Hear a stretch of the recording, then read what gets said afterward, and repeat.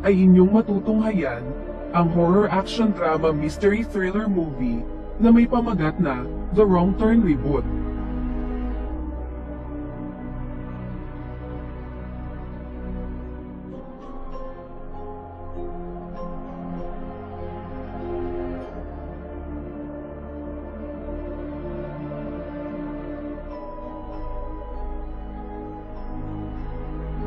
Nagsimula ang pelikula sa isang grupo ng mga magkakaibigan na mga estudyante ng kolehiyo na sila Jane at ang nobyo nitong si Darius, Karen at ang nobyo rin nitong si Adam at sila Gary, Luis, na napilitang sumama sa kanila para magbakasyon sa bulubunduking lugar ng Virginia. Sa kalagitnaan ng biyahe ay kamuntikan na silang maaksidente dahil sa palyadong gulong ng kanilang gamit na kotse. Makikita na habang inaayos nila ito ay para bang may nanonood sa kanila sa sulok ng kagubatan. Matapos nito ay tinungo na nila ang hotel na kanilang paglalagian sa lugar, kapansin-pansin na para bang may mali sa mga kilos ng tao sa lugar kung saan kahit saan sila magtungo ay para bang nakasunod ang mga paningin ng mga ito sa kanilang grupo. Pagkalipas ng buong magdamag ay sinimulan na ng mga magkakaibigan ang pag-akyat sa bundok na kanilang napagplanuhan na libutin para mag-hiking at ma-enjoy ang kanilang bakasyon. Nang makarating sila sa tila kalagitnaan ng kagubatan ay kamuntikan ng mahulog si Karen sa isang bangin, dahil dito ay sabay-sabay silang napasigaw kasunod ng paglitaw ng isang ubod ng laking higanteng putol na puno na dumadagundong na gumugulong papunta sa kanila.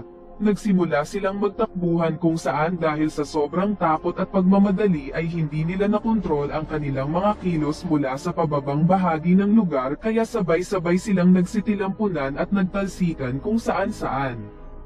Sa kasamaang palad ang kaibigan nilang si Gary ay nanatili pa rin sa direksyon na ginugulungan ng higanteng putol na puno kaya minalas na tinamaan ito. Matapos nilang makabangon ay makikita na lamang na nagtamo sila ng mga gasgas at nakita na lang nila ang nangyari kay Gary. Hindi sila makapaniwala na ang kaninang kasiyahan na kanilang nararamdaman sa paggalugad sa buong gubat ay napalitan agad ng pagdadalamhati dahil sa sinapit ng isa sa kanila.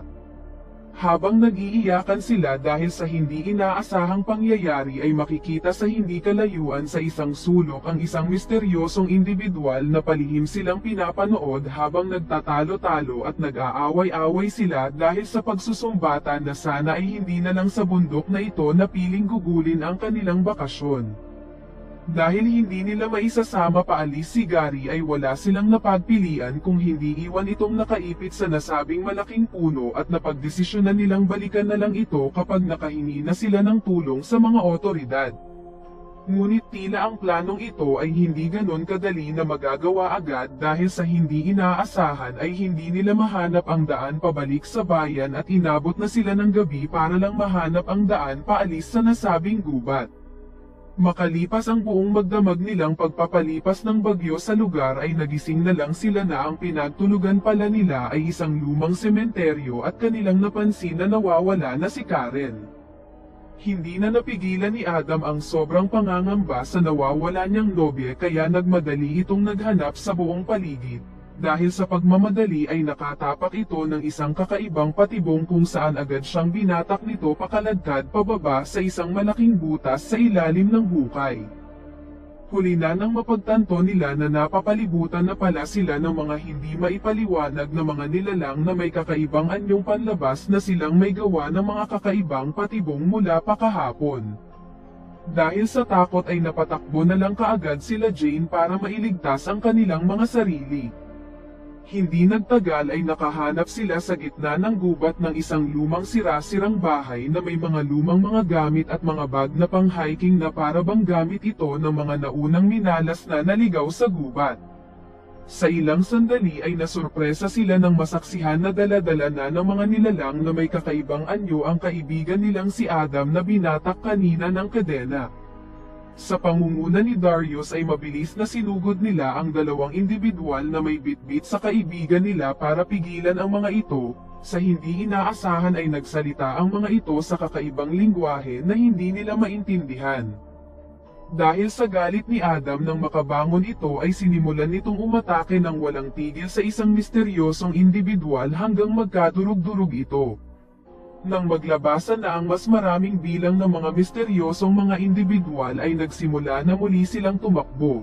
Habang takot nilang iniiwasan ang mga ito ay tila nabunutan ng tinik si Adam nang makita na nagawa palang makaligtas ng nobya niyang si Karen.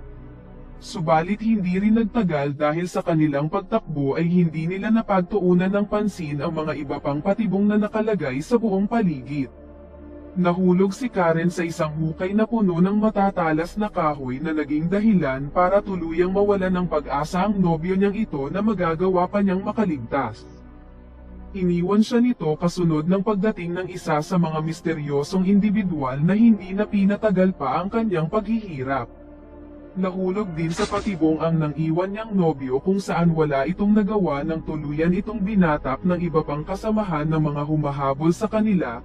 Tanging sigaw na lang ang narinig ng dalawang natitira sa grupo ng magkakaibigan na sila Jane at Darius kaya maingat at maigi silang nagtago subalit kahit anong gawin nila ay mabilis na nakakasunod ang mga ito kung saan kinuha rin sila ng mga hindi maipaliwanag na misteryosong grupo.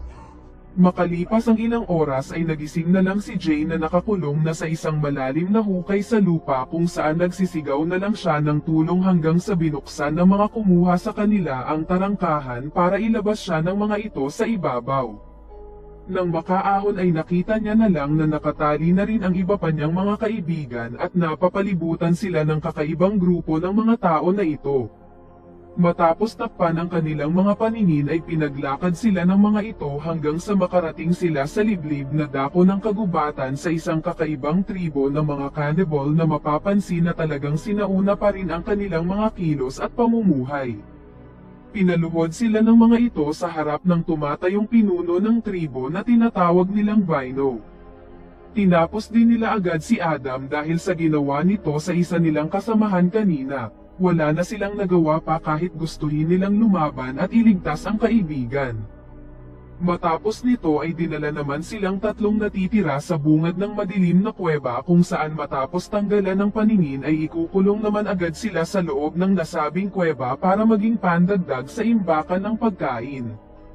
Dahil sa sobrang takot ay sumubok pang tumakbo ni Darius ngunit hindi rin ito nakatulong sa kanya. Nang isusunod na siya ng pinuno ay maagap na nag-alok ng mungkahi si Jane na wag silang tapusin dahil ayon sa kanya ay makakatulong sila sa kanilang tribo. Nagsinungaling si Jane na si Darius ay mahusay na estudyante ng agrikultura kaya makakatulong ang kaalaman nito sa pagpaparami ng kanilang ani. Si Jane naman ay walang naisip kung hindi ialok ang sarili bilang asawa ng pinuno na magbibigay sa kanya ng anak. Nang marinig ito ng pinuno ay tila nagustuhan nito ang magandang alok ng dalaga, kalaunan ng gabing ding iyon ay tinanggap na sila sa tribo at hindi nagsayang ang pinuno ng oras kung saan agad nitong tinikman at pinagsaluhan ang gabi na magkasama sila ni Jane. Pagkalipas ng ilang linggo mula sa gabi-gabing pagpapaligaya nito sa pinuno ng tribo ay nagsimula ng mag-alala ang pamilya na naiwan nila sa syudad. Ang tatay niya na si Arthur ay hindi na nakatiis pa at tinungo nito ang lugar kung saan sila nagbakasyon. Dito ay nakumpirma niya sa hotel staff na hindi pa bumabalik ang nasabing grupo ng magkakaibigan.